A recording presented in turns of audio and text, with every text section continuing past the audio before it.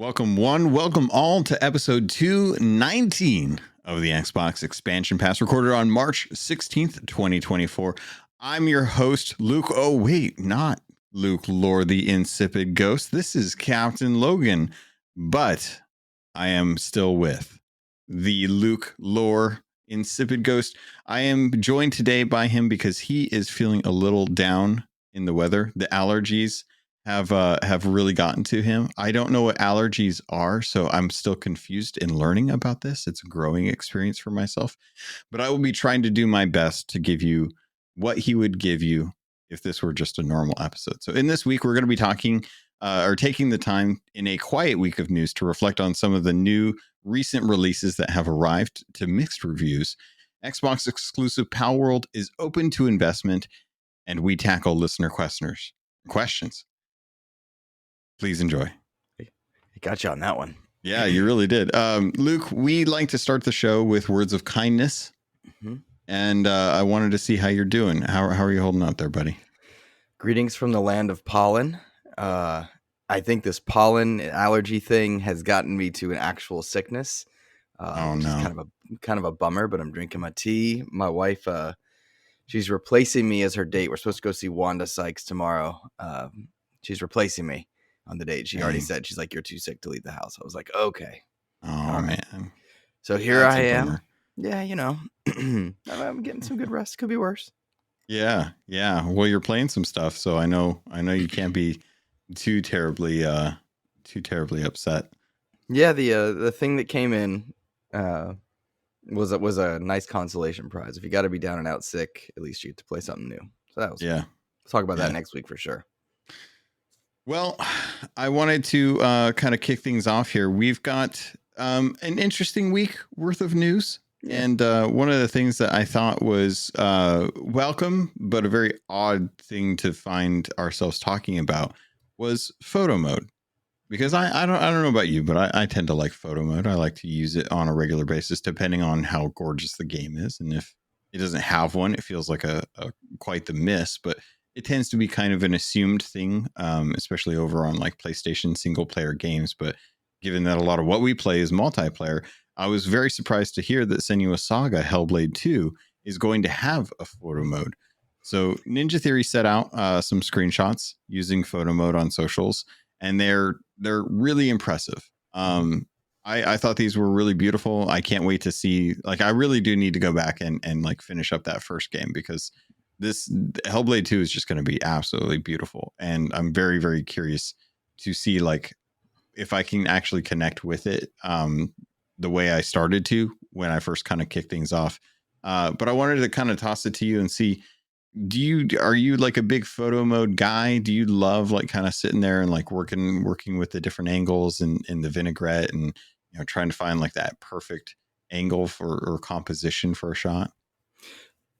No, I like other people's creations with photo mode. Like that's kind of my favorite thing, is just see what other people can create with a more artistic mind or a better eye for it.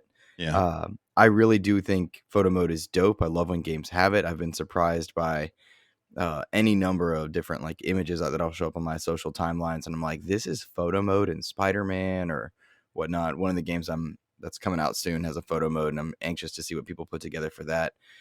The ones that Ninja Theory put out for Hellblade 2 were just mind-boggling. Anybody that hasn't seen them, I encourage you to go find them and look at the eyes, because the eyes are just incredible. I mean, it looks like they're real. They don't, not even uncanny valley, just real, which is really impressive. I'm anxious to see more about this game, because I'm starting to get this creeping suspicion, and I don't know that I'm right. I don't think I'm right even, but I have this thing in the back of my mind where I worry this might be an Order 1886 situation. How so? Where we wait forever for this game that's supposed to be a pillar of a console.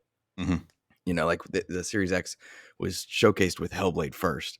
Order 1886 was this big visual showcase for the PS4. But there wasn't a lot of game in 1886, and we already know that Hellblade 2 is short. We know it doesn't have a physical edition. They've shown limited gameplay and action. And I know it's going to have more action than the first, but I kind of have that fear in the back of my mind until we keep seeing more just action, action, action. Yeah. But maybe that's not what this game is, right? Like maybe it's not supposed to be that, and maybe we're putting undue pressure on it. But I will say the screenshots that are put out have been incredible. The audio design always looks incredible. I'm really excited for Hellblade 2, but I have that suspicion somewhere in there, and I don't know that I think it's going to happen, but it's in my mind. I could see that. I kind of assumed that this, similar to what I've played through the first one, is going to be like a third person action adventure game, but realistically, like this is going to be a visual novel. Like it's gonna feel more like in What Remains of Edith Finch to me, but with actual like combat and just like injected into it. So I wasn't really like I'm most definitely not expecting like a God of War. I think that it would be served better to kind of like prop this up as like this is going to be a story told that will involve combat, Mm-hmm. but not to expect it to be like I'm gonna have combat moves and open up new abilities and Mm-hmm. I'm not expecting that at all. So maybe I that's think we're my naivety with the first one, but that's just kind of the vibe that I'm getting. I think we're just so desperate for that on Xbox as an exclusive. Like we want that as an exclusive so badly, Yeah. that God of War-esque game. And the reality is that's just not what Xbox does. I mean, Halo Infinite's now in a pretty great place. I know we'll talk about that later on, but it's just not what Xbox seems to want to do. You look at Avowed, you look at Fable, you look at a lot of this. It just doesn't seem like they want to make God of War-esque style games. And not for nothing, like maybe that's okay, given that we're kind of getting sequelitis over on the PlayStation. That Yeah. we're all really excited about Helldivers on the PlayStation side, and that's not even close to God of War, save for Hmm. third person. So maybe that's a good thing. But I do think Ninja Theory does have something special. I'm very curious to see if Hellblade 2 goes to PlayStation after a year or something like that. Me too. I would be very surprised if it didn't at this point, given the trajectory of what games are going to be going over there. And I think I'd be curious to kind of get your thoughts on this later on because I think there's more to talk about as far as like the expectation. But I think if if we look at like things like Sea of Thieves, and wow, I'm just blanking on what it's called, Hi-Fi Rush and Hi-Fi Pentiment, Rush. Yep. things like that, like the reception that we've seen for those. Mm-hmm. I think it's very clear that something like a Hellblade would be well suited for a PlayStation audience, and I think they'd really enjoy it. Yeah, no, I have a couple things to say on that when we get to it for sure, because I have a sneaking suspicion that we're all not going to care in a generation or so. Yeah. You know what I do care about? What's that? Patrons. They're pretty great. They have kept us propped Pretty up this awesome. year. I care a lot about patrons. And this week, we like to shout them out, our tier twos and tier threes. Remember, you can head over to patreon.com/Xbox expansion pass to make sure that if you want to support this content, to help buy Luke some cough medicine, some allergy medication, so that he doesn't keep sounding like Geralt from Rivia from Witcher, just like every episode Do from I now sound like until that? summer. I'm trying to prop you up here, buddy. I'm trying to make you feel like you're They're having a both good for week. monsters. If you want to help Luke, all of the stuff that we get from the Patreon goes towards investing back into the show. It means a lot to us, and the bonus is you get a really awesome Discord community. If you're big into Discord and you like to have conversations with people who are just down to earth, salt of the earth, genuinely fun gamers who have a real nice outlook on games that are coming or things in the industry.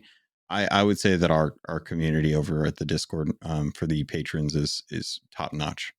Probably some of the most cream of the crop opinions come from there, and it's just nice to have it in our own little siloed experience. So, did you want to say anything on that, or That siloed experience is great, given that all the social okay? places seem to be so dominated by anger and frustration and finger pointing and Yeah, debates about somebody ruining a game because a character is a person of color, or it's just so exhausting on socials that going to our yeah. Discord and celebrating games nonstop is a blast.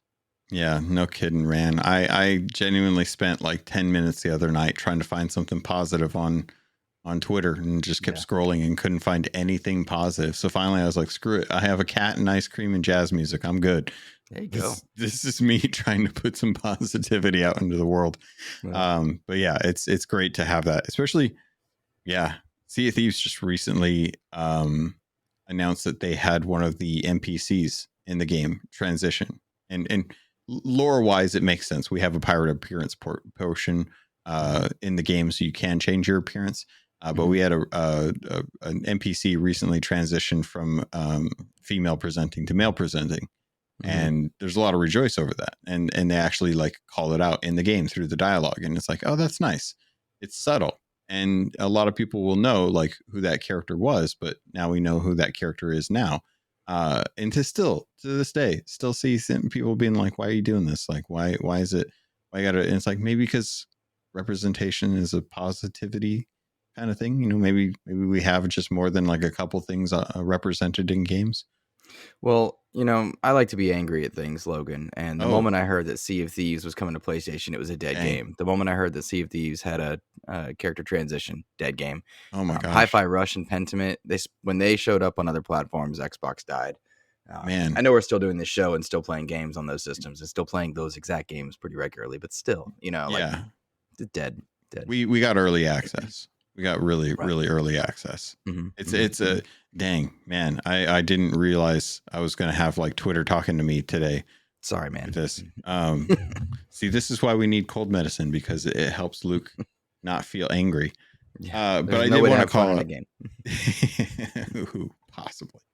I did want to call out the tier 2s and tier 3s this week. So thank you to Chris 1H1D, Nicholas Johnson, Ellery Woods Parker III, Nicholas Downey, Rob Frawley II, Tao Zochi, Xbox Skittle, Matto 1606, Randall Thor 19, Silkenit, Rick Gaffney, Hafrican, aka Charles Jones, Game Positive, Jam Pack Sam, Matt Valdez, Neo Prime 33, Rick Davis, Red Beast, Xbox Mike 29, the Lord Sir Master James Suddy, Brendan Myers, aka the Winter Gamer, Sony's VP of Marketing Kevin Butler, Clint Coombs, and DJ Hero, but also Dano12.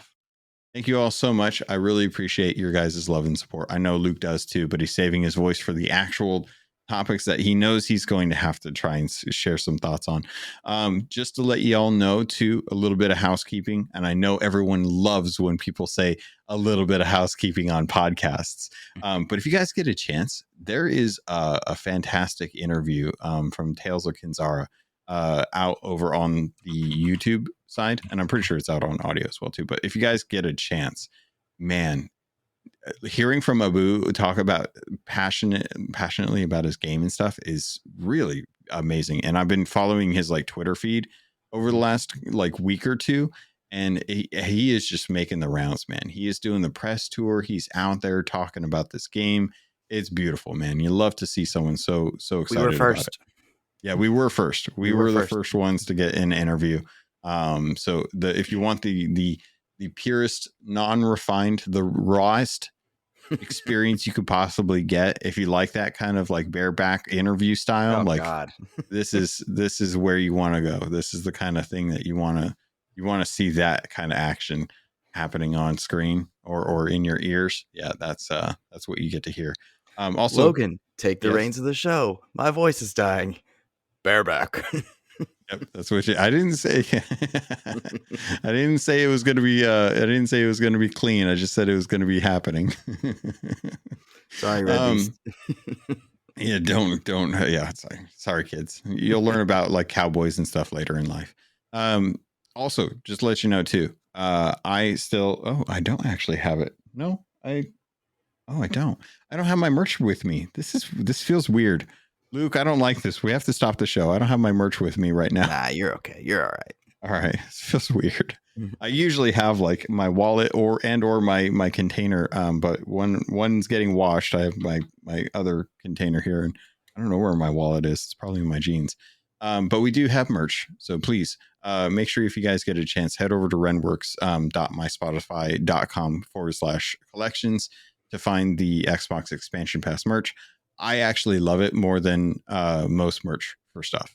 So definitely cool getting hats, like a chance. unique stuff. It's unique. Yeah, stuff you is practical, well made, and not just like the hey, we got a T-shirt. Look at our T-shirt, and oh yeah, we got a mug. Oh, who doesn't have like a billion mugs? Yeah. Also, I'm working on the review for the Turtle Beach Stealth Elite 2. I got the footage recorded for that. I'm still needing to get that pulled down and then spliced together. I need to record the script. So I'm hoping this week I will get that out for you so you guys have an idea. I have some really interesting thoughts about this controller because I think this controller, yeah, I'll save it for the review, but very interesting thoughts on that one. Palworld. Luke, you don't play Palworld.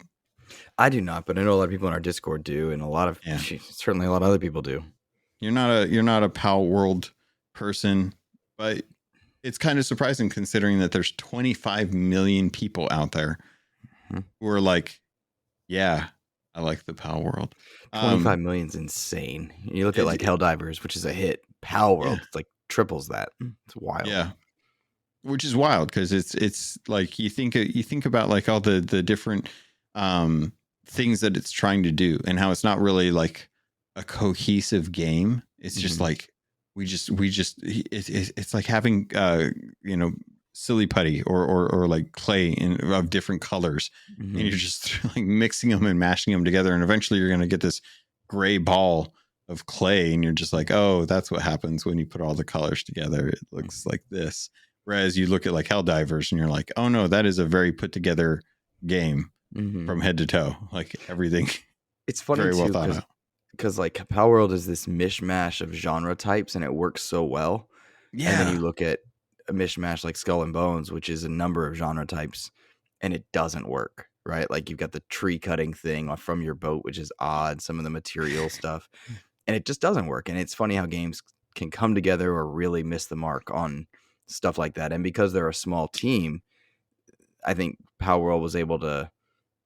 I think Palworld and Helldivers, both small teams, not a lot of bloat in their decision making. They were able to mishmash genre types, but hone the experience, I think.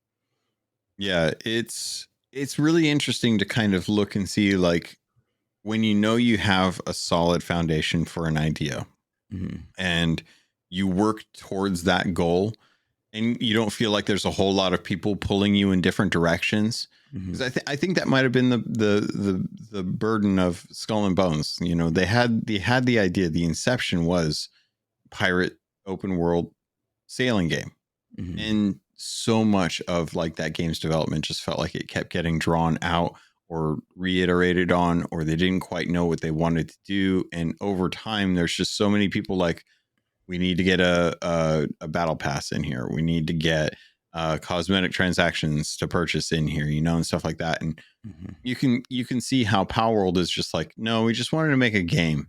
And Helldivers is like, well, we want to make a game, but somebody told us we had to do a battle pass, so we're gonna stick one in, but we're gonna scatter bits of premium currency around the game so that if you want to get the premium stuff, like you do, but I honestly think that Helldivers 2 would be served better if it didn't have the battle pass system, if it just had a normal weapon and armor progression. Yeah, no, because I think that game, the grind that you have to get the medals to be able to get the different weapons and armor and stuff like that, the armors don't really impact the game too often. The weapons are really where it's at, and to force people down a battle pass system to really kind of dig those out, given how much grind there is and how easily some of the other stuff comes as far as like the ship modules and the stratagems, I think they would have been better off pricing this at $60 and ripping out the battle pass system. I like the war bond approach, and I will say, like, in its defense also, I like the the thing like Halo Infinite has this where your pass never expires. I like that aspect of it, so I guess it doesn't bother me as much because of that reason. Oh, it's definitely the lesser of two evils. Like if you had to drink poison, there was two poisons on the table. One said lethal, one said, bad Chinese food or something, or bad McDonald's food or something. Like I would probably take the one that's going to give me like the runs for a week than like the one Oh that's boy, going to your kill me. analogies today. Yeah, they're good, aren't they? There's I think something. they're spot on. Thanks again for, hey guys, allergy medication, Patreon. So when I look at something like Palworld and they're talking about, the CEO of Pocket Pair, Takuro Mizobi, told Mizobi. Bloomberg in that they want to like they're open to acquisition, that they're open to partnership through Microsoft, but Microsoft hasn't really approached them. And I think, if I'm being honest, I think that's a smart move by Xbox. Like Phil Spencer and Matt Booty looking at this and being like, I could see this being very flash in the pan and not rushing to acquisition. I think is a real good measured step in their case. Like they probably could, but they're making money regardless of the exclusivity, so they don't need to acquire them. And it's not like Pocket Pair doesn't have a ton of money to do whatever they want right now. So if they want to go off and do their own thing, that they're very free to do so. A lot of people were very concerned, yourself included, about Toys for Bob being let go from the acquisition for Activision Blizzard King. But if they're still partnering with Microsoft for their games, are Xbox users still winning in that case? I mean, that's a good point. I think if I'm Xbox, I would look at acquiring them or at least locking down the IP to do with what we will. Like we know Xbox doesn't like to put live service games exclusive, which makes good sense. But controlling an IP is a very valuable thing, particularly one that in a very quick time has gotten 25 million players, which is just absurdly impressive. It was Todd Oxtra in our Discord who suggested that maybe rather than acquisition, they do investment. And PlayStation's done that a number of times with a number of different properties. Yeah. Investing in that IP makes good sense too. With acquisition, I wonder if they can't because of the FTC or lingering ABK elements, or maybe it's just not a wise legal move at this time. Yeah. The idea that Pocket Pair is open to it but says they haven't been approached is fascinating because the price went up. You know what I mean? Like the price went up when this game did so well. So I think there's a lot of factors to weigh in, but I like the idea of Xbox investing. I don't think we see a lot of that, or at least I don't know about a lot of it. Whereas I feel like every few months we're hearing about PlayStation investing in Epic Game Store and a number of other companies. It's a strain, like there's goods and bads in both. Very much so. I think that the investment in Pocket Pair by Microsoft would be a very smart move, but I'm still kind of wondering where the tail end of that game is. Like, where does, because as far as I know, like, game's been doing great. I haven't really heard a whole lot about development on it in like the zeitgeist. A lot of folks have kind of stopped talking about it. Whereas with like Helldivers, that being like a TikTok clippable game is fascinating. But at the end of the day, they are still like they just released mechs. They're still having like new worlds open up. They're adding environmental elements. There's new types of enemies that they're teasing now. And the life of that game feels ever evolving. And they just released a new type of defense mode too, as well too. So it feels like they're actively working on that game. Whereas with Palworld, it feels like it came out. A lot of people found a lot of the enjoyment that they wanted from it, and 25 million users does not equal concurrency. True. And I think that concurrency, especially with games, and granted, this is like a multiplayer game, should be something people are invested in. And it's just not something that I'm hearing about. I wonder about the same, because those are logical points. I think about how little I hear about Destiny. If I ever hear about Destiny, it's negative, and yet people are really engaged for a long time. But like one thing that's for sure is I can no longer trust my social feed to give me an accurate portrayal of what's going on. Like over on Threads, I love gamer Threads. I really enjoy using Threads, but it doesn't have the audience or the user base Yeah. that Twitter does, but Twitter has been corrupted and really messed up in terms of algorithms. In fact, it's as a content creator, Horrible. it's horrible, right? Like there's no use there. That's why we are so appreciative of like Discord and other places of people finding our content, because it just doesn't happen on social anymore. So I Yeah. don't know that that's a fair barometer anymore. I don't know if it ever was either, but like what I mean is I used to get a feel for things. I don't get a feel for things Yeah. anymore. Only No, outrage. Only outrage comes on Twitter. I find Twitter to be or it is very much that, but I find I think I get more of that through Twitch nowadays, to be honest.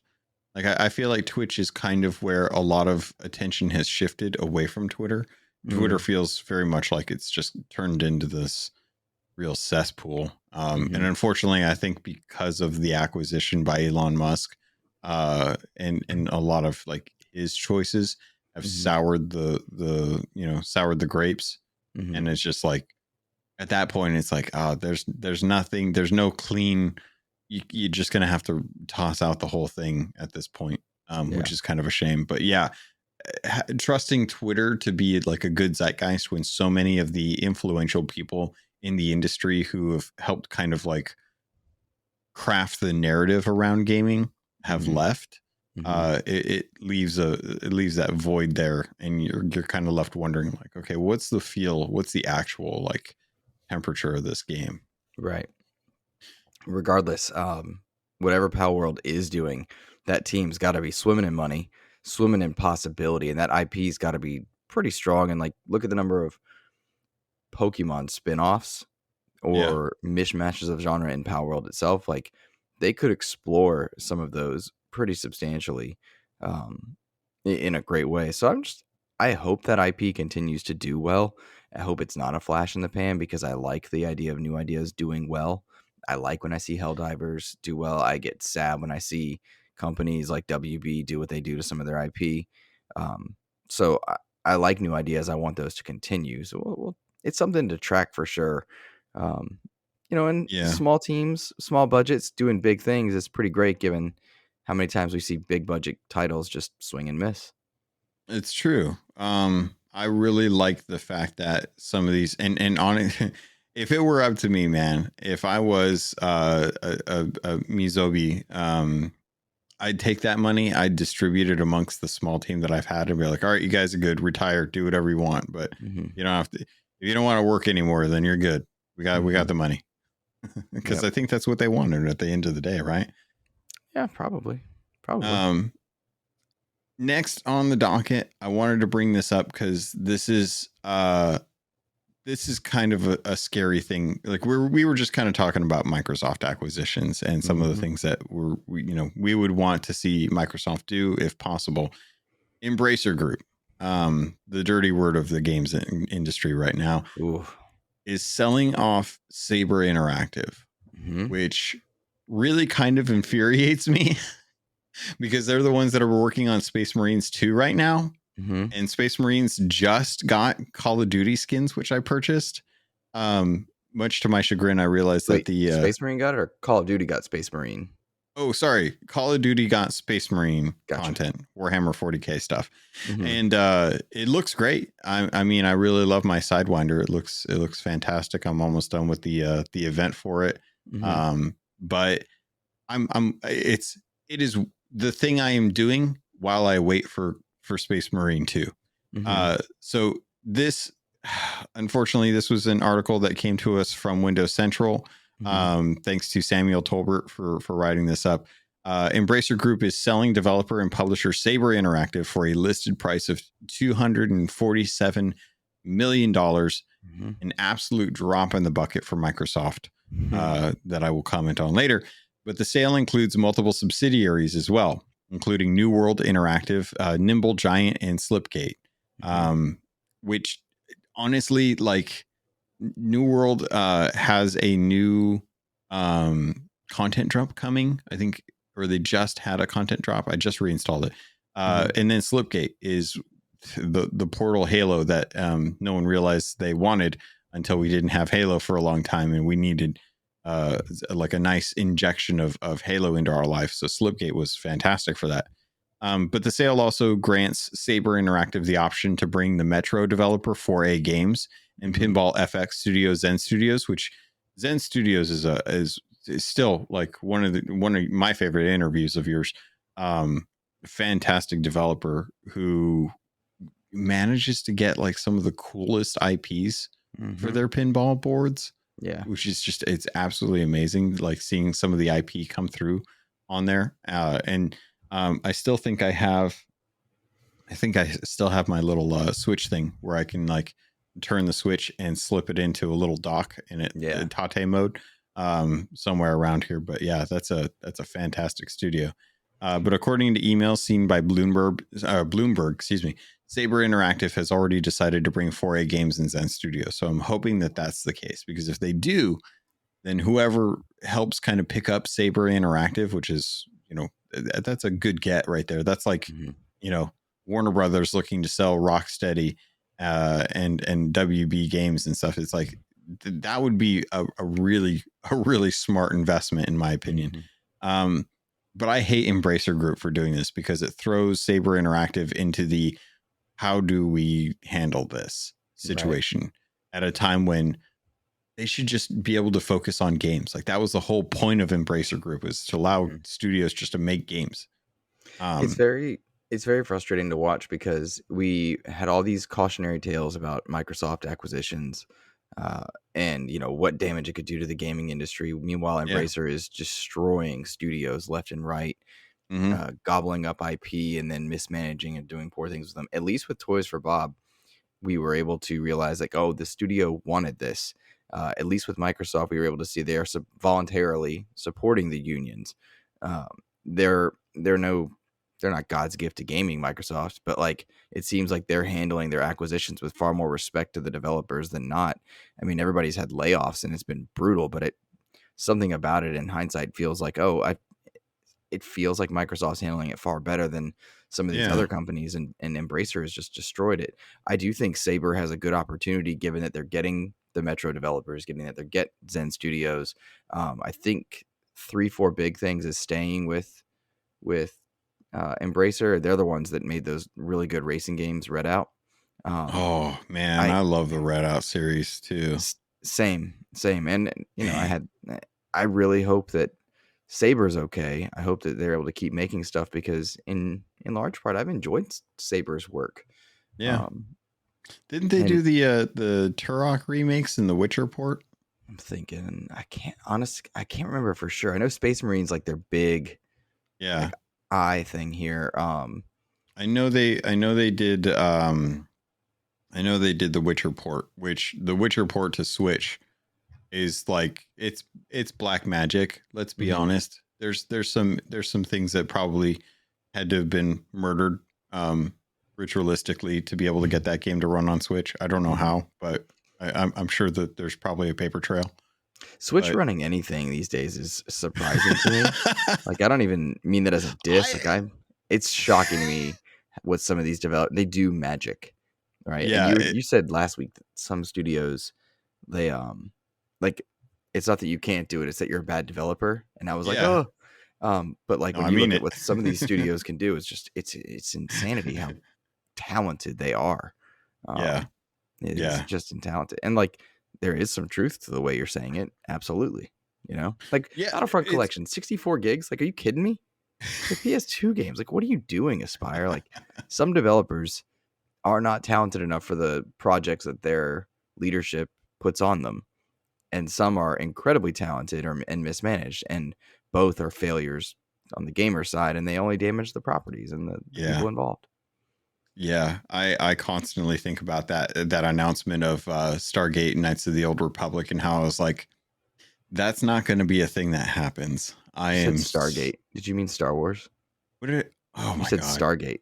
That's funny. I don't even know where Stargate came from. But yeah, the Star Wars Knights of the Old Republic. I'm glad I said Knights of the Old Republic, because otherwise that would have been like a really weird reference. Like, we're getting a new game. We're getting it. Yeah. No, Stargate. Okay. Yeah, the whole Star Wars Knights of the Old Republic announcement was one of those ones where I was like kind of eye rolling, like, okay, sure. All right. Sure. You put out a Right. flashy trailer and everyone's Mhm. going to get super hyped because nostalgia, but I guarantee you that's not going to be a game. Mhm. So, It stinks to look at Aspire. I know that's our next news story, but like there's no confidence that can come with that name anymore. Like they did some good stuff. They had some good yeah. ports, but there's no way to feel confident about their work. And it's the question becomes, are you not talented enough? Or did you not have the time? Were you rushed? Were you pushed into a project that should not have happened? Because we know the Battlefront games, they run immaculately in Xbox back compat. Like Hmm. the only thing they do that this collection does that the Xbox back compat doesn't do is the multiplayer server, and that doesn't even work right now. At Yeah. least doesn't work well for the Aspire ports. So it's like, all right, what couldn't you handle? What could you handle? And I want to know who's greenlighting the projects and damaging both the Star Wars brand, the Aspire, and the Aspire brand, because you're not helping anybody. Yeah. Yeah. It's a shame too. Because I feel like Saber is one of the few who overall, I think most of their port work that they've done has been met with pretty good reception. Like Mhm. there's obviously like some stuff that like, oh, okay, well, we're looking at Witcher 3 on the Switch and it's bad. It's like really, really bad. But I thought you said Witcher 3 was good with Saber. no, I mean, I'm saying that the fact that they got it to run at all is amazing. I see. I see. And you're going to be looking at a very ugly version of The Witcher, Hmm. but you can still play through it. And the Hmm. fact that that is a thing is still Hmm. amazing. But I never in my entire life expected that Witcher 3 would actually run on the Switch. So the Right. fact that it does is just testament to, in my opinion, Saber Interactive's talent I as see. far as like what they've been able to do. But it does not look pretty. It is very mushy. Yeah. Whereas I look at Aspire and I'm like, I have no more faith in this studio. I Hmm. think Myth Force was the last thing that I was like, oh, this looks cool. It's like a Saturday morning cartoon, and I think it was pretty decent. But we got the recent Tomb Raider 1, 2, and 3 Hmm. remaster, which a lot of people really like how much better that looks. Hmm. But you can tell that they just kind of went through and like glossed up all the imagery, all the textures and stuff like that. They redid a lot of the model work and stuff like that because they didn't think about why certain things look the way they do in the game. So things like keys got a really cool new upgrade on Hmm. what they look like. You can't see those against the background. Hmm. So it's like the thing that made the key very vibrant and stand out is now like impossible to actually like identify and know unless you know exactly where that key is supposed to be because you've Right. played the originals for so long. So I should we just kind of get into the story about Star Wars Battlefront? Yeah. Yeah. It was good. I mean, $35 bundle, and they didn't do much to them. And Yeah. the Xbox ports were just as good, if not better. But then the idea that they put it out with tons of infrastructure errors and tons of different server errors. So they had like, what was it, 9,000 people trying to get into a multiplayer server that could hold 200 or something akin to that. And that's a huge issue. That's a huge issue. I Hmm. mean, it's beyond me to think that, like, how did you not know? It's Star Wars and it's Battlefront. Like, you should have been aware. It it kind of makes me wonder if they were hoping that this would have been like a Helldiver situation where they planned for like a small amount of people. Hmm. They completely underestimated the amount of people that would probably buy into it, and they just don't have the time to be able to spin up more servers to be able to accommodate the influx of players. Hmm. Could be. But Did you see at their that, response? oh yeah. So developer Aspire Media has responded to the backlash, and this is coming to us from an article from Windows Central again. So thank you to them for writing this up and following up with them. But basically, this is Aspire saying that the critical errors with our network infrastructure led to ongoing server issues, and that it will continue working, or that they will continue working on to improve it until stability or stabilized to prevent future outages and stuff. Um, I can't. I can't believe that they would kind of do this. Even if you only had like 200 people for servers, I would at least anticipate that you're going to get in the thousands sales for something like Battlefront Collection. Like this, these were lauded games. Like these are the reason why I was interested in picking up an Xbox back in the day. Outside of just like Gears and Halo, it was like the Star Wars Battlefront games looked really fun, and I wanted to jump into them. So the fact that they're doing this is just kind of nuts. But the classic collection is a bundle. It was updated versions of the 2004's Battlefront and 2005's Battlefront 2. This launched late on March 13th. It's available for $35 on Xbox Series X and S, Xbox One, PC, PS4, PS5, and Nintendo Switch. The collection has had a ton of different issues with it, so I would hold off personally if you're planning on jumping into this, and just kind of wait and see like how it pans out. Because if it's one thing that I've seen, like for example, was it Rockstar put out the GTA trilogy, right? And that was another really botched port of their games, and they really didn't pay attention to like the reasons why a lot of the stuff looked the way it did, and it was to mask a lot of the limitations that the hardware had. So when you clean that up, the game looks really bad.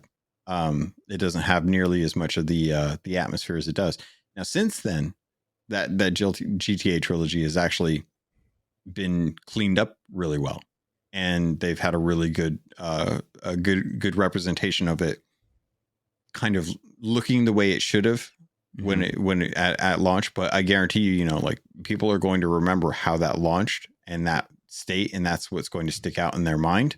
It took and they're so not going long. to go buy it. Yeah, it took too long. Yeah, absolutely too long for them to fix it. I wonder. I'm sorry. Go ahead. Oh, I was just thinking like if I think this is going to be the issue with Battlefront, is people remembering like it was cool, but can't play it now. It was a nostalgia hit, but it's not worth it to invest the 35. But what were you going to say? Well, I was going to say, like, we have Aspire dropping the ball in the Battlefront collection. It took too long for Halo Infinite to get right, which it's finally in a good spot. Multiverses is coming back now after its weird launch, not launch. Suicide Squad hasn't had an update or patch in the last 2 weeks, and it's supposed to do season 1 March 28th. But like, what does that mean for that game that has effectively lost its user base? Like, so many poor launches are really damning a number of these studios for any number of reasons, and it feels like so many of them are rushing to make a fiscal date and then wondering why they're not profitable, and it's really frustrating. It's almost like games are hard and studios are not given enough time to be able to get these games to a state that is acceptable. And on it, if I'm being perfectly blunt about this, I do very much believe like the vote with your wallet mentality. This is one of those cases where a lot of devs are like, we need gamers to be buying games at full price. It's like, well, we need full games at launch to justify the full price. So if you're going to be putting out a game like this, which is a terrible representation, we've seen really good remakes last year, like remakes that just stood out, like Resident Evil 3 remake, or not from 3, 4 remake, 4. Absolutely astounding. Dead Space remake, absolutely astounding. Metroid Prime remake, absolutely astounding. Like really stand out remakes from companies who care very much about the legacy of that game. And then you look at like these ones and you're just like, yeah, these are just like, it's like seeing a mobile game come to the Switch. You're like, oh, that there. Okay. All right. Well, yeah, that's in the store. Okay. Cool. I think I'll pass on that. It would be nice if it had some love. It's such poor timing for so many studios, and like go back to the diversity, equity, inclusion, sweet baby stuff. It feels like people are frustrated with the state of their games and they need a scapegoat anger point, and it's causing more riff and grift between the developers and the players. at a time where the industry almost can't afford it. How many people are saying that we are in the midst of a gaming crash with a number of layoffs and such, and Yeah. many of them are right. Like people do need to buy more games, spend more money on games, but people don't have that money. And when they do spend their hard-earned money, it hurts worse when the game doesn't provide. And so I think that's a consistent kind of butting heads that's taking Yeah. place. And voting with your wallet is the only solution. And we have long since known that the people making the game or the people aren't the ones they're the ones that are going to suffer, despite the decision makers not suffering. But that is kind of a frustratingly real aspect of capitalism, and that's kind of the way the cookie crumbles sometimes. Yeah. And sometimes that cookie is the rich, and you have to eat the rich. Like a Oh, I see cookie. what you did. Okay. All right. Clever. Clever. Sometimes I wonder if we're getting closer and closer to a point where AAA games are far fewer, and we don't have as many big studios producing these really big games, which is kind of when they'll make like those tentpole games that we used to have, kind of like every Nintendo console back in the day, they had like one or two like Mario or Zelda games. And that was like that was the console. That was the generation right there. You got one or two, and that was it. Is that why we're getting Loud and Hellblade size games versus Ghost of Tsushima style games? Like, I wonder. I don't know, but I do wonder. Yeah, because I mean, I think like right now, I think indie is where a lot of the ingenuity and fresh feeling games comes from. I think a lot of like I can't remember the name of the game that just got announced for mobile, but that poker game that the Baltero, I know what you're talking about. Went to a Discord playing it.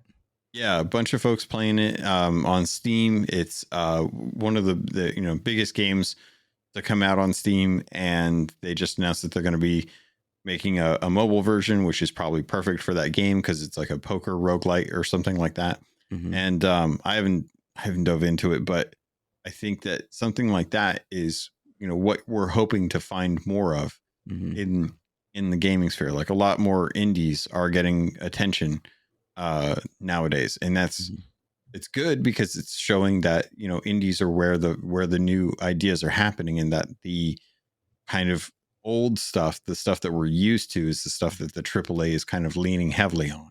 We're not really seeing, and when we do see something fresh that's come out from like a AAA or AA studio, nobody buys it, and then later on people are like, oh, man, I really love Titanfall 2. That was such an underrated game. Yep, it happens too often. I alluded to like the launches of Multiverses and Halo. Like Multiverses just announced it's coming back, and it's coming back in, I want to say May, after being gone in this weird beta time. But they could have you could have bought money in the first beta that they had, which wasn't really listed as a beta, and now it's on Unreal Engine 5, which is good. I'm really curious to see how Multiverses goes. In general, they're partnering with McDonald's, they're doing promotions. It's just a strange return to form, and you have to wonder, like, yo, WB, like, you don't get it, do you? No, they don't. Oh my God, talk about WB not understanding what it is to be a gamer. They're doubling down on the idea that that AAA live service games are where it's at, and that may actually be where the cash cow is. Like I won't debate that, but I also think that is not where I think a lot of gamers want to be able to live all the time. Like you may find one game that's a live service game, and that's like your game. That was my World of Warcraft. That's my Sea of Thieves. That was my Destiny for a while. But I still want to go out and have different experiences and stuff like that. Like if I stuck to just one game, I can't imagine the number of games that I would have missed in the last 2 years, just because I wasn't open to new experiences and stuff. Like I can't imagine never playing Immortals of Avium or Banishers, because those games are fantastic and they're fresh IPs, and like to only be living in one game forever will save you money, but it may not, because I guarantee you I've spent more money on Sea of Thieves than I have any other game ever. Yeah. Well, Sea of Thieves, PlayStation users are spending more money on that game than ever, apparently. What? See, that was a transition right there. So are you suggesting that Sea of Thieves is selling well on PlayStation 5, but it's not out? So these have got to be pre-orders. They are pre-orders at that. It's kind of teased into the top on and off top most pre-ordered game on PlayStation, which is indicative of Microsoft's proof of concept idea of bringing the game over. Pretty impressive, all things considered. Xbox and PC are both getting this other version of Sea of, or like bundles of Sea of Thieves. I'll let you talk about that in a second. But like, yeah, it's funny to see Sea of Thieves doing so well. Hi-Fi Rush is already out, and nobody seemed to notice.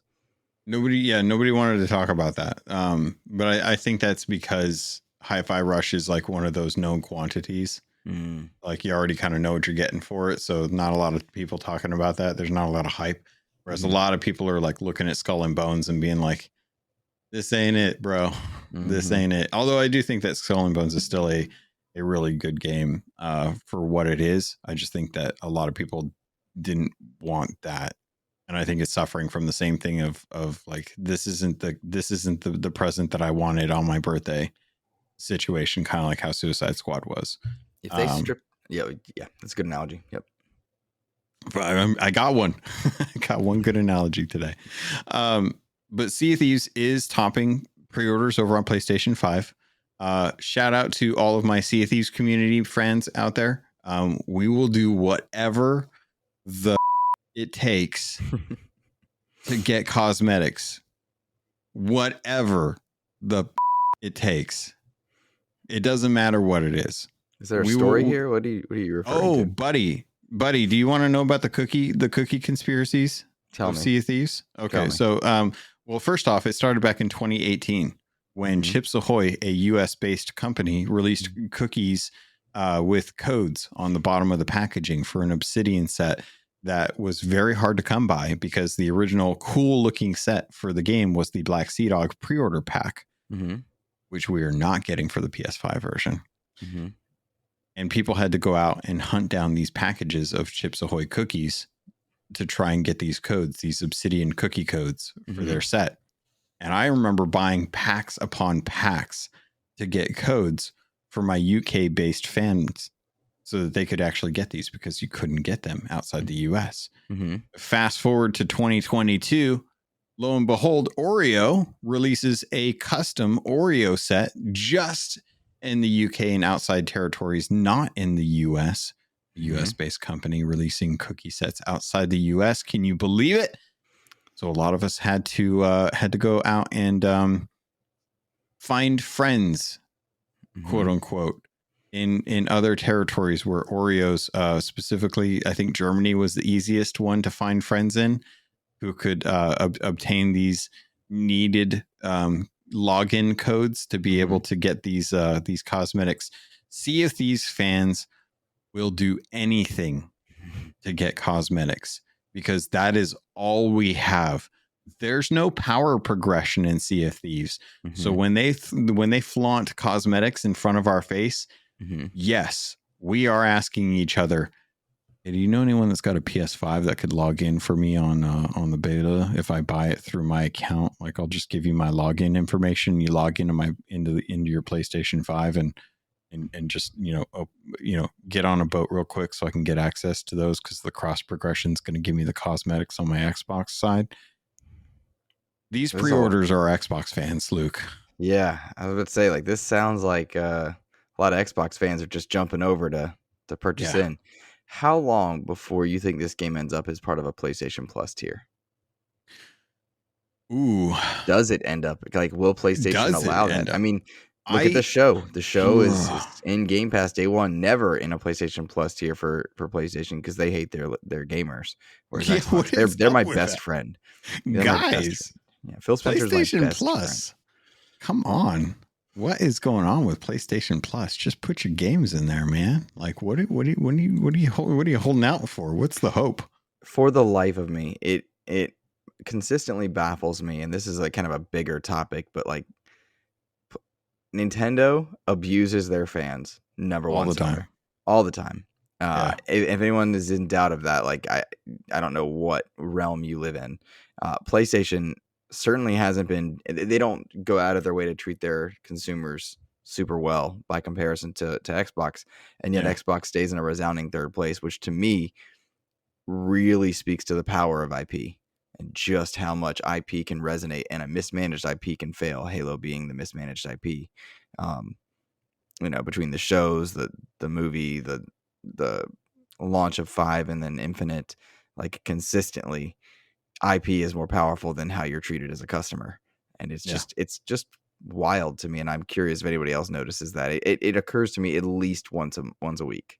Oh yeah. No, I 100% am of a mindset that Nintendo fans, I don't know if this is still actually like a debunked thing or not, but Stockholm syndrome comes to mind.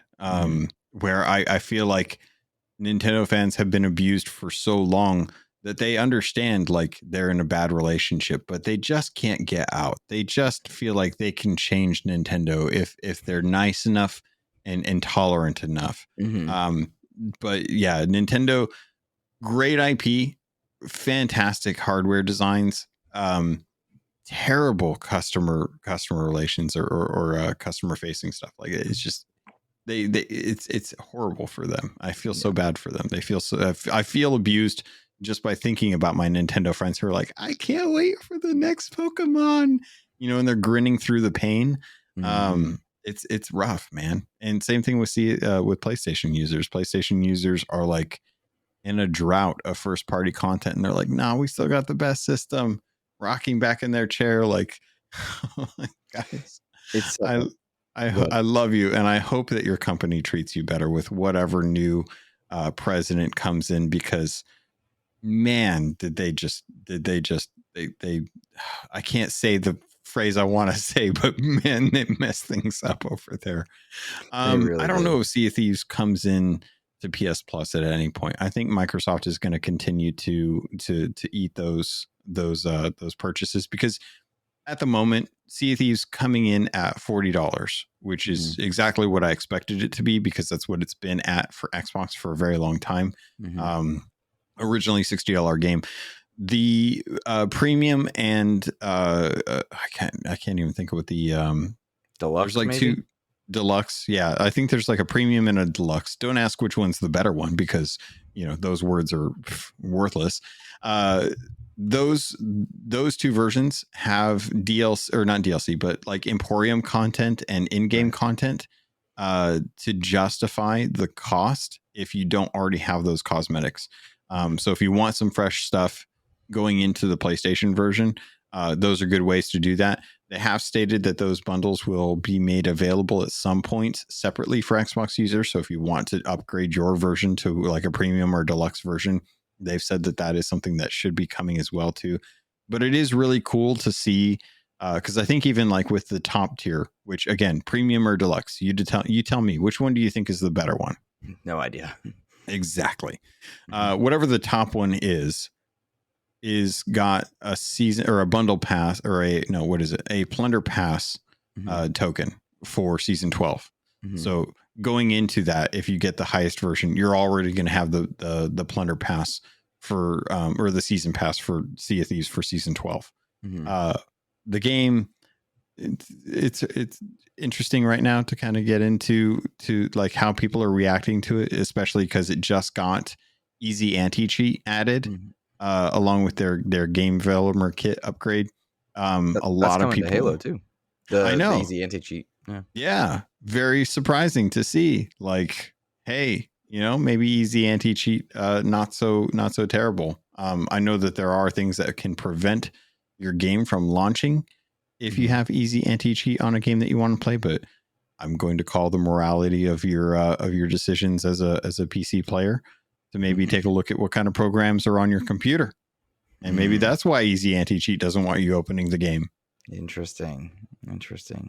So, But yeah, in short, I'm anxious to see how PlayStation users respond to Sea of Thieves, how PlayStation users entering that ecosystem changes Sea of Thieves. I think that'll be yeah, really interesting to watch too. Um, and it's the future that we live in, that we're going to see these games in multiple places. I do wonder what that does for each of these audiences. I mean, PlayStation themselves, it was leaked a couple days ago that they're going to see a new refresh, their PS4 Pro, PS5 Pro. I'm Yes, sorry. If those supposedly if real. those leaks are believed, one, that cosmetically that system looks way better than what I think is a pretty atrocious visual design. Like, I do not like the design of the PS5. I don't like its UI. I like almost nothing about the PS5 except for the incredible games I get to play. Mm. Which is strange, right? Like, obviously that we're on an Xbox podcast, so people might interpret that to be fanboyism, and I hope not, because I certainly put in a lot of time into Helldivers, certainly have Platinum Spider-Man, certainly have put a ton of time into a number of games that they make, because they do good stuff. But I don't like the physical design. But I'm curious if the bringing in of a PS5 Pro changes the Xbox ecosystem and some of the games that Xbox makes that run in multiple places. Like, how does the arrival of a PS5 Pro change a game like Sea of Thieves, which is this really cool art style and really beautiful, but like it's transitioning to, is it transitioning to Unreal 5? Is that what's happening? Or are they just doing back end stuff? No? No, Okay. the GDK is just giving them access to developer tools that are more current than what was available back in like 2015, 2016. I see. So for PC users, it'll be a big boon because we'll get access to like DirectX 12 versus DirectX 11, which is better for newer video cards to get more bang for your buck. If you're one of the adopters of the 40 series NVIDIA cards and stuff. But a lot of that is just kind of like back end stuff that's going to let them be able to deliver smaller patch updates to the game as opposed to like the larger ones that we had. Although they've been eating their shoe on the fact that they said that we needed to have one last large download for the GDK update, and it turned out to be like a full reinstall for Windows and Xbox users. And then just this week, they've said, "Hey, it's going to happen again. Sorry." And we've had to reinstall Thieves like twice at this point. So there's definitely been some issues over on that side, but I genuinely hope that, and I actually plan on doing like a full episode just for PlayStation 5 users to get them like an idea of like what to expect with Sea of Thieves. But rest assured, Rare is treating this like a fresh launch of a game. They are banking heavily on it. They want to make sure that this launch goes well, because they understand how important it is to the future of their game. Because this could, for all intents and purposes, be the difference between 3 more years of development or 6 more years of development. And a lot of it's just going to come down to how well it does on PlayStation. I hope it does do well. I am never rooting against a game because of what platform it's on. Doesn't make sense. Yeah. And I think a lot of people are going to be seeing this in the future, like boss games and stuff. Look, and I alluded to the Halo Infinite update. I'm excited for this one because this new update is going to have so many features. We saw a networking overhaul test a few months back, and it was really good. Like, it really cleaned up, made it more of a modern feel. Sometimes Halo feels old, in its just the net feel of it. But that new test felt really good, and I'm anxious to see what happens. They're bringing in new modes, anti-cheat, custom firefight, which I'm really looking forward to because firefight is a great mode that has staled. It didn't evolve since it came out, and I'm really excited to see that. I feel like anybody that has never played Infinite gets a great game to arrive to. And if you've been along for the ride, all the things have felt incremental. But it's kind of like, it's a really great game. Like, it's just a really great game. And it stinks that it launched in such a state. But now here we are 3 years later, and it's like, oh, this is really good. But I think a lot of people made up their minds already. See, I feel like I'm kind of like I'm and granted I'm a Halo fan, but I've got other games that I enjoy playing more currently because I think, I don't know, there's something about Halo multiplayer that I'm just not jiving with. I think it's the time to kill, and I think it's the speed of the game. Mm-hmm. I kind of like stuff a little bit faster, so I think Halo is just a little too slow for me. Mm-hmm. But I fully recognize that that's a me problem. Mm-hmm.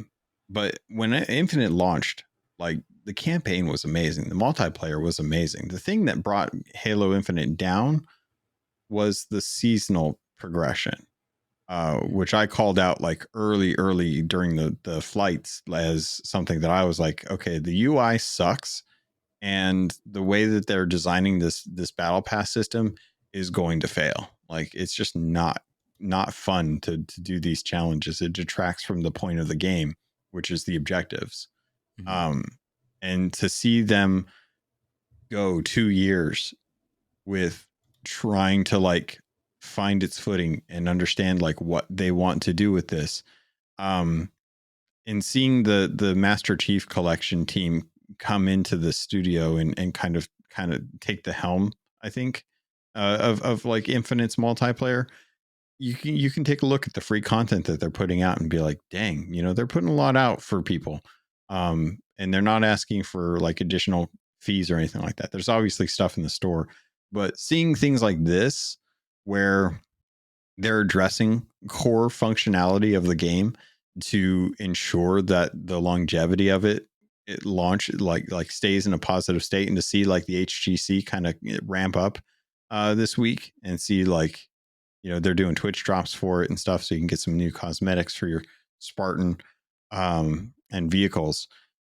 Seeing the new maps, seeing them adopt Epic's easy anti-cheat, which is a kernel running anti-cheat, which again I stand by.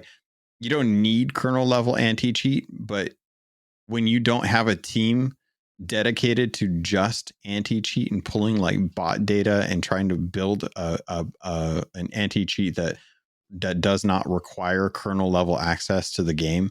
What is kernel level? So imagine someone saying like, okay, well, we need to I'm trying to think of a good way to do it. Basically, like the kernel of the level is like the integrity of the files that make the game. You can run a program on top of the game that kind of like skims for cheaters and bans them. Or you can have a program like Easy Anti-Cheat where it will check the files to see if there's anything that's changing that. So you remember Game Genies back in the day? Yeah, yeah. And Game Genies were effectively changing the kernel level of the games to give you infinite lives, super Gotcha. high jump, things like that.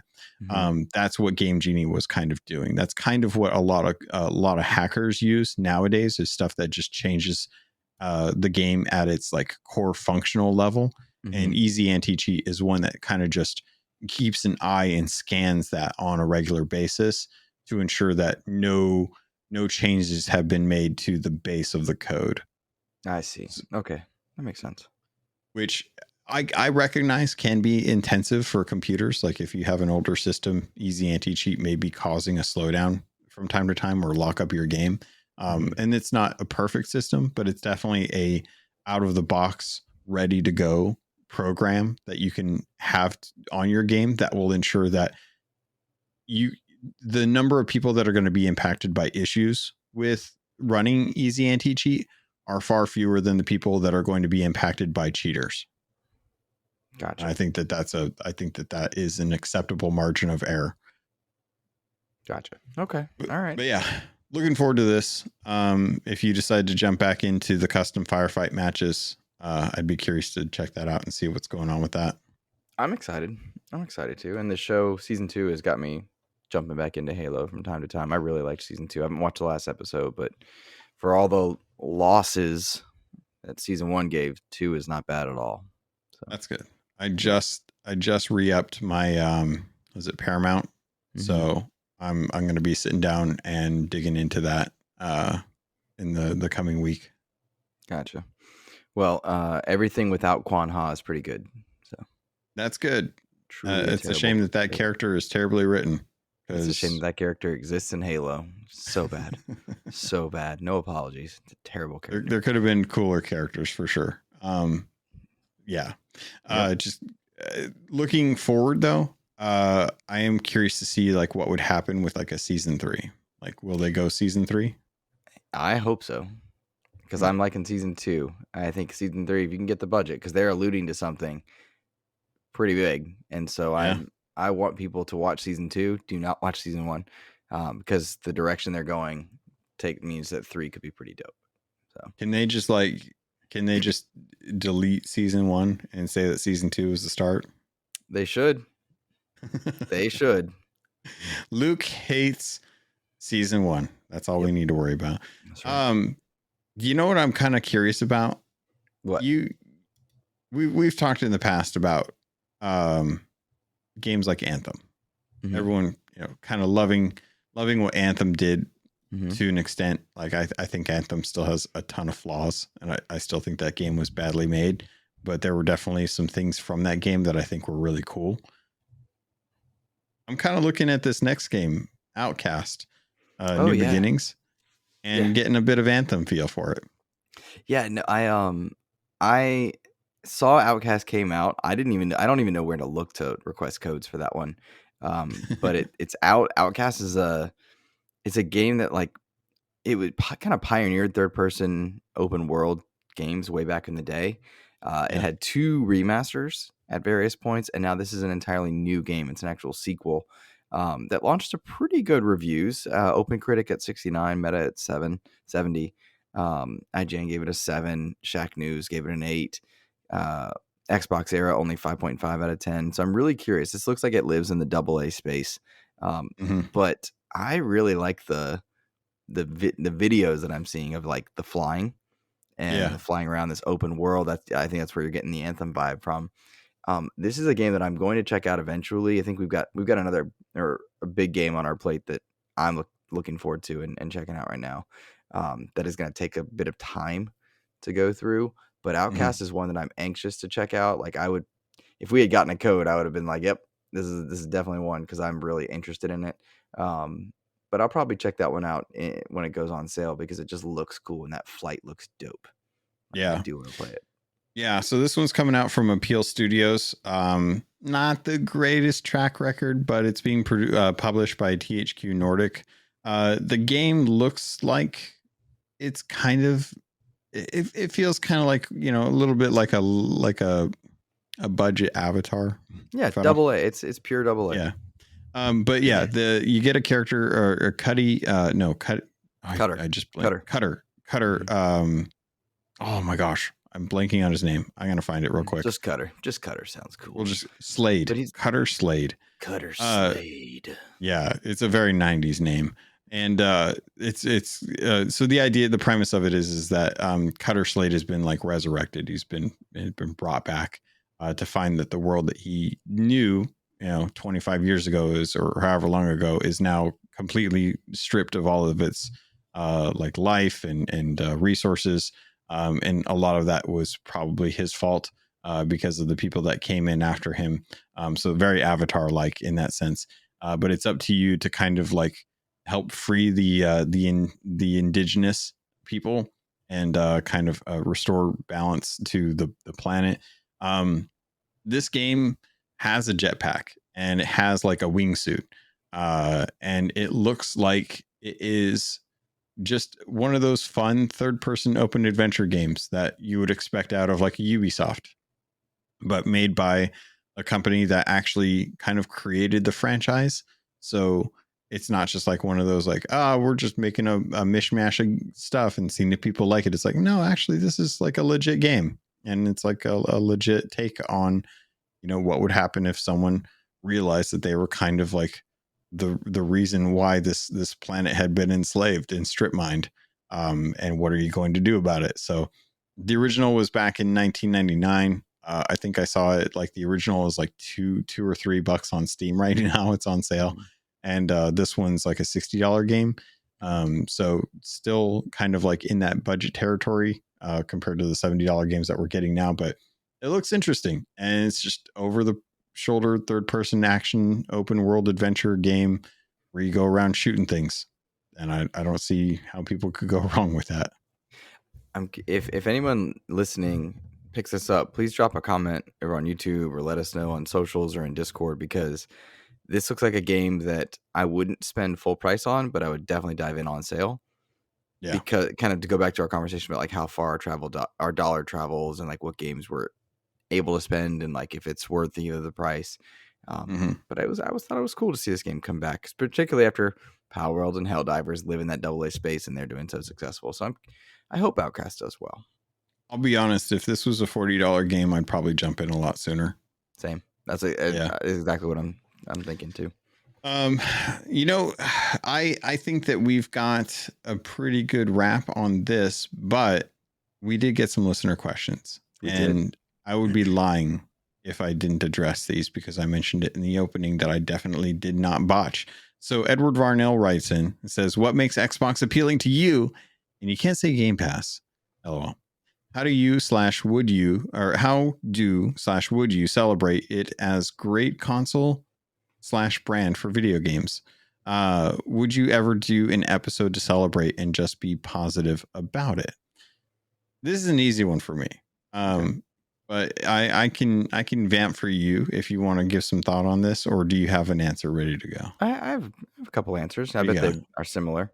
There's a lot you can celebrate about Xbox as just a brand and console and gaming space. They've done a ton for game preservation and backward compatibility. They had an entire program to bring games from the very beginning of its lifespan come forward, and the pricing on that was wonderful. They also had programs in place to improve a number of those older titles, FPS Boost being a good example of that, the HDR that comes to back compat.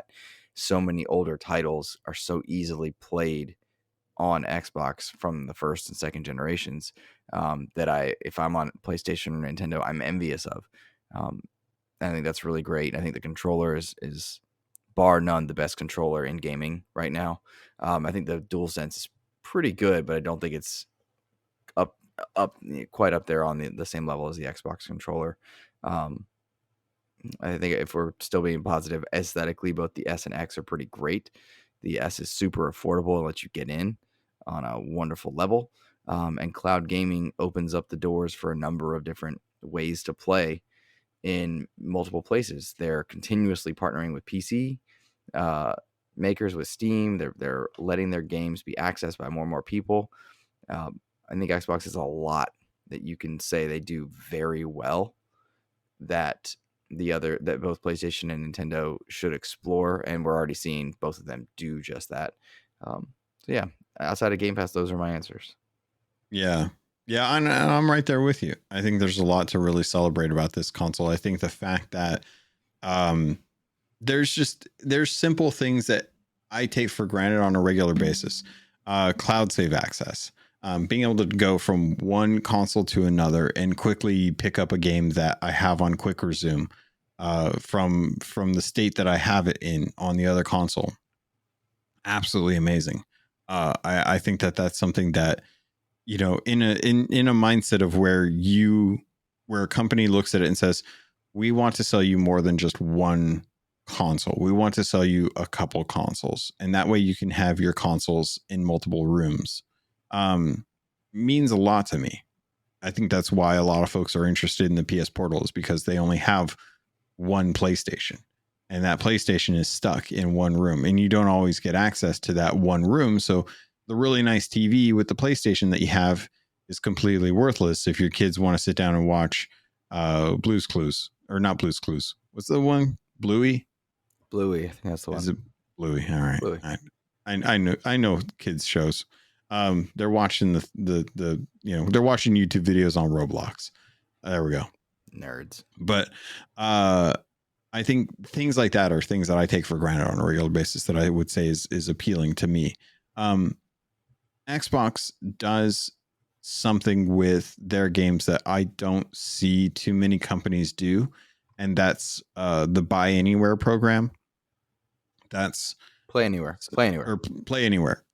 It's essentially, yeah, you can buy it anywhere, but yeah, Play Anywhere is a marketing term that they use to grant multiple copies across different platforms within their ecosystem. So when I bought Sea of Thieves on PC, I didn't have to buy it on Xbox. I didn't have to worry about that. Like when I went to Destiny and I had to buy Destiny in multiple places, and then I had to buy the expansions in multiple places, I was like, this is dumb. I much like the Play Anywhere mentality of I buy it, I'm using the same account, just let me play it. Because that's something that as a consumer, I want to have more access to my content, especially if I'm paying a premium for it, because it's a luxury. I want to be able to play that where I want to be, or where I can play that, so that I don't have to think about it. So that's one of the things. I would say that Xbox has standardized what the controller for video games is. You know, we see a lot of people talk about the pros and cons of Xbox versus PlayStation controllers. Nobody really mentions the Switch Pro controller, but shout out to that thing still being a beast. It has a 3DS battery pack in it, and that battery pack lasts you a couple of years on one charge. So I don't know how, but it's fantastic. But they have kind of standardized what the game controller looks like right now. And I think that there's still growth to be had, especially after playing with the Turtle Beach Elite, which is why I like where third parties are going with some of this stuff. But you can't deny that when you think of a controller, there's generally two shapes that you're looking at. And one is the symmetrical stick design, and one is the asymmetrical stick design. And I think the asymmetrical stick design is the one that kind of wins out just based on looking at what Nintendo's doing. So I think there's lots to do. I don't know if it would ever warrant like a full episode, because I feel like we kind of celebrate Xbox every week in a small way. So I don't know that it would necessarily require like let's do a deep dive into the ecosystem to warrant it. Agreed. I agree. Let's see. Let's get this last one and get out of here. This one comes into us from Todd Oxtra, who wrote in and says, when Xbox has an event, do you think Xbox should focus on games that aren't exclusive or games not on Game Pass? Or do you think that just those are just marketing deals, or do they just want to make sure people know they're on Xbox as well? Ooh, this is one that frustrates me because I know there's logic in both. When it's a developer direct, I don't mind. I want to see, or I'm sorry, partner preview. Obviously, it's all third party. I love seeing that. I don't think you need to focus on games that are just on Game Pass. I think Game Pass will need a mega hit for it to kind of take that next step, and it just hasn't happened, won't happen. I feel like we've really leveled off at, I think it's 35 million, which to me is still incredible. I saw a really interesting chart a few days ago about Xbox profits, and they've only gone up, or rather I should say the scatter plot diagram, it's trending upwards still. Since 2014, I want to say they've been slowly trending upward in terms of their like revenue or profits. But having those partner showcases really does help them build relationships with developers, and we've seen them chasing Japan quite a bit. But having non-exclusive or non-Game Pass games in there is kind of that catch-22. You're damned if you do, you're damned if you don't. What do you think? I think that Xbox needs to focus on games that are exclusive, whether they're in Game Pass or not, because I think that the thing that is going to sell the console that will then get the Game Pass subscriber is those exclusives, is those really big titles. I think that if people have a game that is of a quality that would stand toe to toe against some of the top end, pedigree of games that come out on PlayStation, that you would actually warrant the console sales. And I think the console is predominantly the biggest place where Game Pass is purchased through. And if that's the case, then the only way to really see Game Pass grow is to have those big titles not only come to Game Pass, because then people are going to say like, oh, well, I just need Game Pass and a console. But you need something that's actually warranting the sale of the console, in my opinion. Good answer. I'm with you. I'm trying to think if there was other parts of that I wanted to address. I do think that the events themselves are all marketing. I think it's all marketing. I think the way that Xbox has kind of segregated their first party stuff with the more kind of grassroots movement of the developer dive or deep dives that they do, the directs, like at the beginning of the year. I think that that's a good way to kind of humanize a lot of the content that they're putting out as a marketing product. Whereas like the partner preview is going to do the thing that you don't want in your main show, which is showcase a lot of the third party AA indie stuff that more people are just like, oh man, the show really slowed down when X and X got announced, and they just kind of lingered on these bunch of titles for a while that I don't really care about because I'm just here for the big shows. And having that kind of segregated away from the main show, it's a bit of a disservice, but it also gives it the breath, the room to breathe that it needs to be able to like give time to some of those games. There's definitely some games that came out at this most recent one that made me think like, oh, those are actually kind of interesting titles. I will give those a check because I probably would not have remembered or cared as much if they were in a main Xbox show. Agreed. All right, Luke. I think that's it for an episode. I think that's a good episode. I think both of us are trying to kind of like, we're trying to figure out like what we're going to be talking about for next week. Hopefully there's some interesting stuff coming out. I think both of us are just kind of, there's a couple things coming out next week that'd be worth talking about. I think both of us right now are just absolutely heads down in games right now. So we haven't really thought too much about like the state of the industry, which is nice. It's kind of nice to actually just sit back and play some games for once. To not be angry at everything. Yeah, to not constantly be thinking like, oh gosh, what company is getting rid of their entire studio right now. Mm-hmm. So yep, agreed. We've had a good time just playing games. Which if anyone's down and frustrated lately, just play. Yeah, very much so. All right, buddy. If you guys have any questions, concerns, comments, again, definitely feel free to reach out to those. Definitely make sure to check out the interview for the Tales of Kinzan. Kinzera. Kinzera.